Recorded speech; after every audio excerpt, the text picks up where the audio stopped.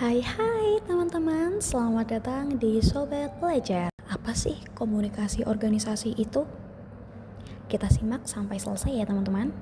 Komunikasi organisasi merupakan bentuk pembicaraan dan bertukar ide antara individu dengan kelompok yang bertujuan untuk meningkatkan koordinasi, produktivitas, dan hubungan kerja. Bagaimana peran pengikut dan keterlibatan karyawan dalam komunikasi? Komunikasi yang bersifat membangun kepada karyawan menjadi salah satu strategi kunci dalam hal pemeliharaan anggota sebagai bagian dari aset dan sumber daya organisasi. Lalu bagaimana sih komunikasi yang bersifat membangun itu? Nah, rahasianya itu adalah terletak pada bagaimana kemampuan pemimpin untuk berkomunikasi dengan karyawan tanpa menyakiti perasaannya. Nah, Sobat Belajar, tahu tidak? Menurut Bangun tahun 2012, fungsi komunikasi itu dibagi menjadi 4, yaitu fungsi informatif, berfungsi untuk menyampaikan sebuah informasi. Kedua, fungsi persuasif, untuk mempengaruhi atau membujuk. Yang ketiga, fungsi instruktif, untuk memberi arahan atau sebuah petunjuk. Lalu yang terakhir, fungsi hiburan atau entertaining, yaitu sebuah komunikasi yang berfungsi untuk mencair suasana. Ya, bisa dibilang untuk berkomunikasi dengan santai. Selanjutnya kita akan membahas studi kasus. Studi kasus kali ini kita akan membawakan tentang kasus penahan ijazah karyawan oleh perusahaan.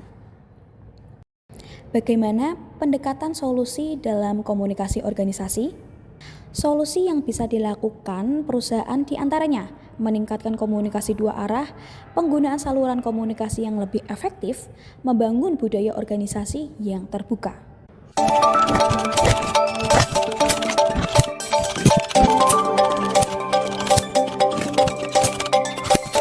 Ini polisi loh, saya negara loh, saya bisa memaksa loh. Enggak. Lo pernah dengar gak sih kasus karyawan yang ijazahnya ditahan sama perusahaan? Katanya biar gak kabur sebelum kontrak selesai. Fenomena seperti ini ternyata masih sering kejadian loh. Salah satunya di perusahaan Surabaya yang baru-baru ini viral. Bukan cuma di satu tempat, tapi di perusahaan-perusahaan lainnya juga seperti itu. Heran deh, kenapa masih ada yang menganggap ini hal yang wajar? Terkait penahanan ijazah, biasanya dicantumkan dalam perjanjian kerja yang ditandatangani kedua belah pihak. Bahkan dalam praktiknya, perusahaan menahan ijazah seringkali hanya berdasarkan kesepakatan lisan. Masalahnya bukan hanya di soal ijazah saja.